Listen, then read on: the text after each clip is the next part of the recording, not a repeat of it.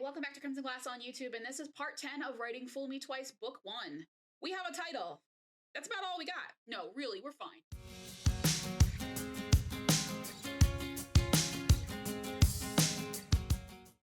So we have a title. Very excited. I realized at some point that I had been calling this thing book 1, book 2, and book 3 for like ever. And I don't like titles. Just titles are stupid, and I hate making them. So it took me a minute, and then I decided for some reason one night in January that I became obsessed with the idea of getting this titled. I'm like, I can't work anymore until this is titled. Brains are stupid.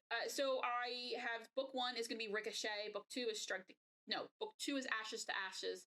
And book 3 is Strike to Kill. That could change. It probably won't, because who cares about titles? I really like Fool Me Twice as a main title. We're good. The last time I checked in, I'm looking at the last video I posted. I posted it 2 weeks ago. Probably, I had just finished my figure out flashbacks, and that's kind of the last good thing that happened. Again, super funny joke there.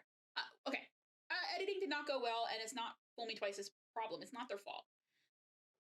The thing about editing is that it's tedious, it's stupid, nobody likes to do it, and everybody who has ever gone from just not editing at all to editing a lot can tell you that it is incredibly necessary. So, it's stressful because you're going over and over again, and at some point you read your own writing so much that you start to hate it. And you have to take a step back and remember, no, people like you. People want to read your writing. You know this. You have a Patreon. If they did not like you, they would not give you money, right? Also, I see this traffic. I got 100, I have over 100 people who read my stories. And for a fan fiction writer, for a couple that hasn't been together in 12 freaking years, it's actually not that bad. It's actually pretty damn good. I'm pretty excited by that. And it might even be more than that based on some of the traffic I see. So, I always have that for a minute. Well, no, only you hate your writing. Everybody else thinks it's fine. So editing is already a super stressful, stupid thing nobody should ever have to do. So it's that. But also, as you get closer to the deadline, you start to just make stupid decisions oh, I don't really need this new scene, or you start skipping and you start reading through faster and missing typos. And I started rushing my edits. And even rushing edits, I was like, there's no way 38 chapters is going to be done by February 23rd. And it doesn't have to be, it's not even that, it can't even be done on February 23rd. It has to be done February 22nd. Because I have to schedule all of the chapters to go up, because I release chapters individual chapter posts. And then on Sunday, I woke up and I remembered I'm in charge of the schedule. I could push out that February 23rd date an entire freaking month. And my readers would be like, okay. You'd be like, okay. Because you guys have you've gone 5 years without me posting. You've gone 6 months without me posting. When I started writing Bittersweet, I posted the first 9 chapters and then noped out of here for a year. I've put you through some shit. So if you tell me, oh, I have to wait a month, but I'm still going to get an entire book after a year, which I got 2 books, sure. Right? So within the calendar year, I have written 3 novels, and you will have had 3 of them put out by the end of this month. That is the best year I've ever had in my whole freaking life. I put out a book in June, a book in October, and I put out a book in February.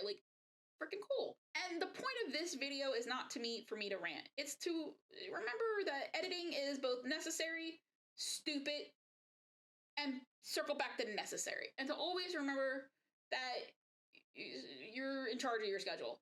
Not always, if you are an actual writer who gets a contract, but even then, it's not you can ask for extra time. And this is something that I definitely struggled with my entire life, was asking for help, asking for extra time. When I was in college, I would stress the bejesus out of myself, and I would never ask for an extension, never ever ask for an extension. I never did. Until I got to graduate school. And then I had a paper that I thought was ready, and then I was writing it, and then it completely collapsed. And I was just super stressed about it, because it was a huge portion of my grade. I had to write a historiography, which is basically you read a bunch of books about a topic, and then you write about the way they talk about the topic.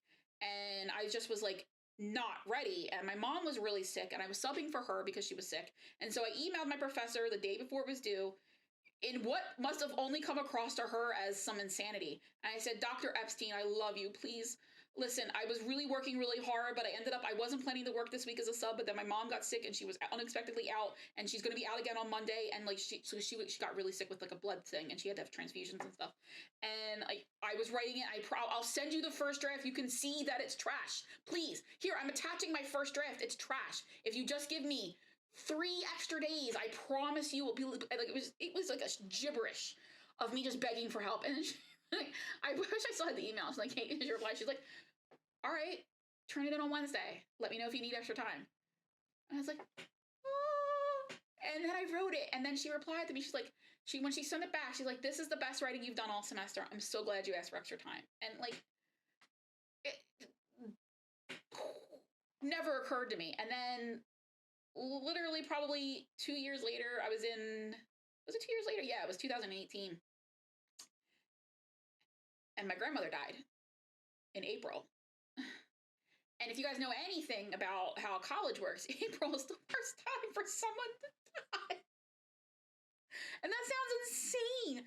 But not only did my grandmother die unexpectedly on April 18th, I also was student teaching at the same time, and I had a paper due. And I was already like the whole time.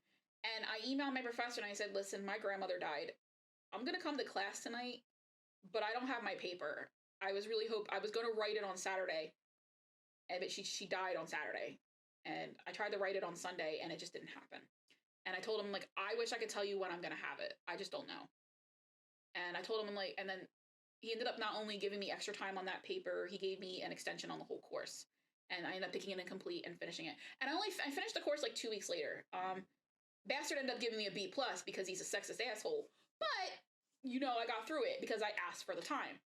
And that is definitely the thing I want to, like, that's what this vlog is about, is not asking for time. It's remembering that at the end of the day, if you can't finish it in a way that you're going to be proud of by a certain time, you need to tell somebody.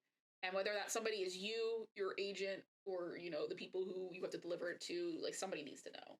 And and you need to tell them as soon as you know. So what I did was I didn't tell my agent or myself. I typed it in a message to Ange because I thought I'll type it out loud and it'll be fine because she's always very nice. And I said, I'm not going to be done on February 23rd.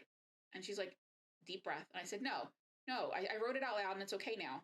Because as soon as I said it out loud, it was okay. I'm going to split it into 2. And I know I can have 20 chapters because I already have 11.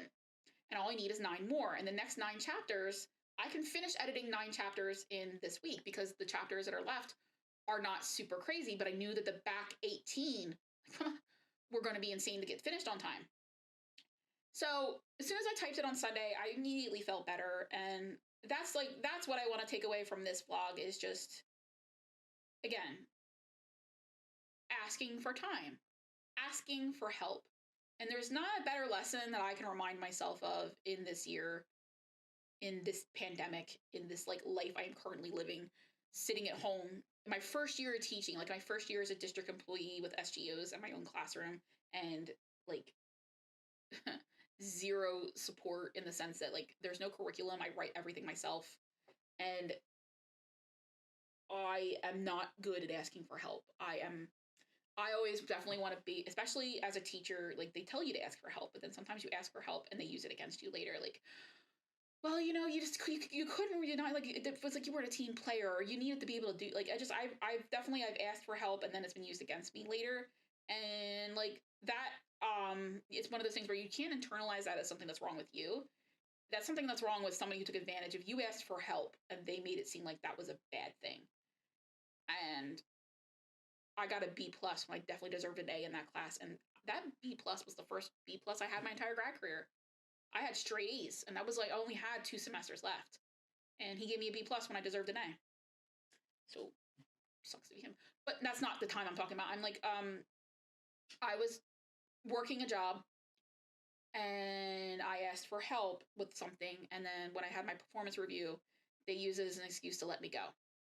Because I couldn't work independently. I needed help. And like, I think that happened to me when I was really young. So I think I was like 20 or 21. And I think that just like really internalized, you can't ever ask for help. You always have to look like you've got it together. And that was a rough lesson to learn at 21. And like, I had never been fired from anything before. I'd always done the quitting. And I wasn't really fired. I was let go, which is fired, by the way. So the next 16 years of my life has been teaching myself that it is okay not to have it all together. It is okay to have a bad day. It is okay to ask for help, even if you ask yourself for help. Because all I had to do was say, oh, well, I'll just split it in half and I'll release it in 2 batches. And like, problem solved. And it's not even that serious. But there's something in my brain chemistry that refuses to like get to me that point, and I have to drive myself crazy to get to that point. And I really wish I could figure out how not to drive myself crazy. So if anybody knows how not to do that, you could let me know in the comments, because I think we could all benefit from that advice.